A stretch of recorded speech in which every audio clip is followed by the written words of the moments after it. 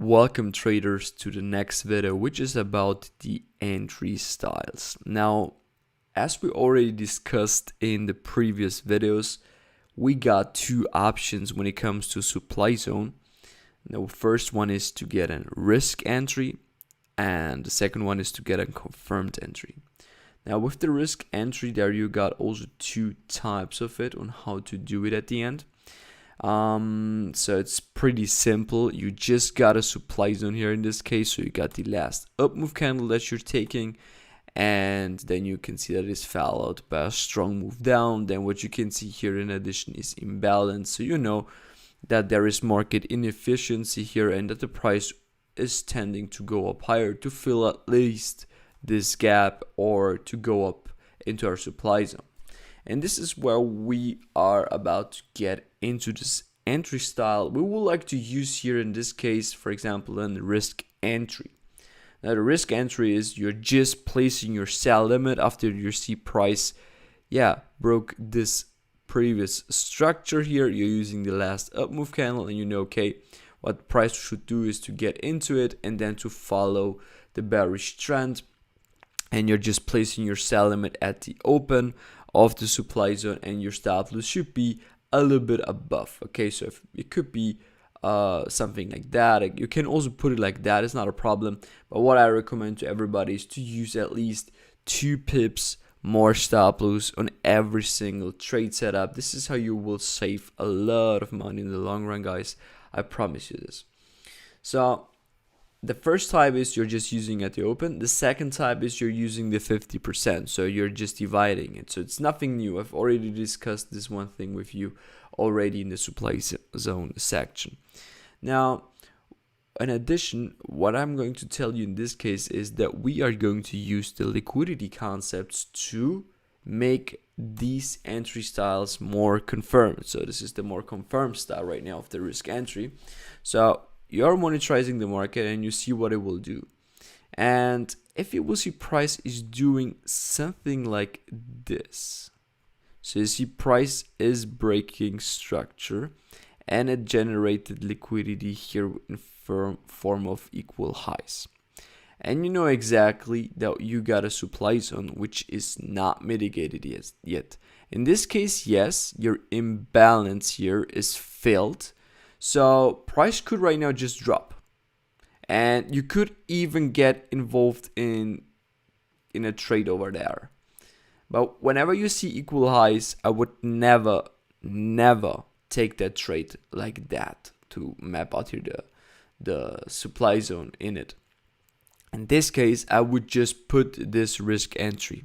I would not even wait for further confirmation. No, I see break of structure, so it's for me clear.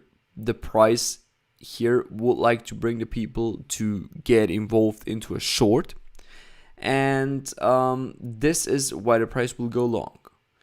So it will trigger this liquidity, but not just to trigger the liquidity. It will trigger the liquidity because they would like to have their positions getting closed here, their long positions, and this is how you can use the confirmed risk entry style, let's call it like that.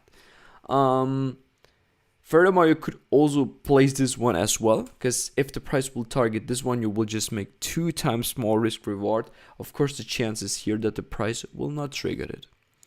What you can do in addition is you can look within this one. So this one should be actually higher time frame always. What you can look is to refine this to a 15-minute order block, for example. And if you see the minute 15 order block looks like that, then just take that one. Okay, this is how you can then just take always the risk 2 entry, but it's not a risk 2 entry if you look on the minute 15. It's then a normal risk entry. If you get the point right now, okay. So on the 1 hour it will look like this. The order block on the minute 15 it will look probably like this, and this is why you can then just jump and use the risk 2, because it is then the same like you've been using the normal one, so the chance that you will get into it is super high. Using then the risk 2 type entry on the minute 15 is something which is super rare, and I would not suggest you to do it. But if the supply zone or the demand zone is super big, then you can always use that. That's not a problem. Yeah, I mean, that's it. What else can we spot? So let me just show you some more potential price action that the market could give us. Um, it's not always the same, so you can here expect many things. So really many things. For example, we could also see Wyckoff, okay, so that the price will go here lower, break structure already here, at least minor structure. So this is where you get also the people in it. For us, it's clear we are not interested in getting involved in a trade where we just see here minor structure break, as the real structure is this, okay? But this is how you get people in the market. Then price will push up higher like this, then even higher, okay? And you see right now the price created UT, right? And you really broke structure. In this case, you could look for this, but you know, okay, price didn't tap into my supply zone. So I would not suggest you to take this entry, because the price could easily get here, trigger your risk entry, and then will drop to the downside. Okay? So this is kind of the Wyckoff thing right now. That's how you can use it. What else can occur? Price is pushing, giving you something like this. And then you see, okay, you got here some sort of liquidity.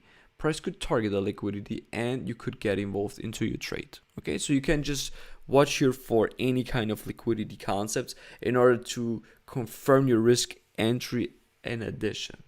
When you can also use the risk type entry is also if you're super confident that the price will drop to the downside, because you are here not only at a supply zone, no, you got structure in confluence. Okay, so you got here, this is in this case also the structure high.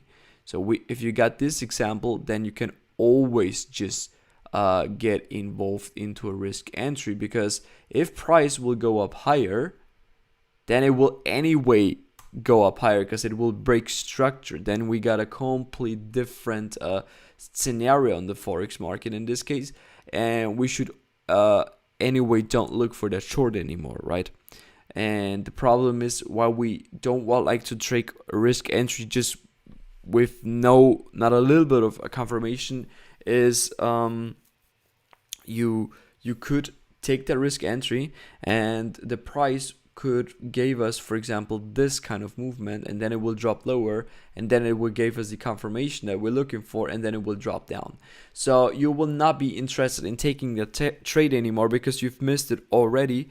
And this is what we would like to only take the best setup at the end, right? Because price could also give us here illusion that it will go up higher, and the trade will just fail. Okay, the trade will fail.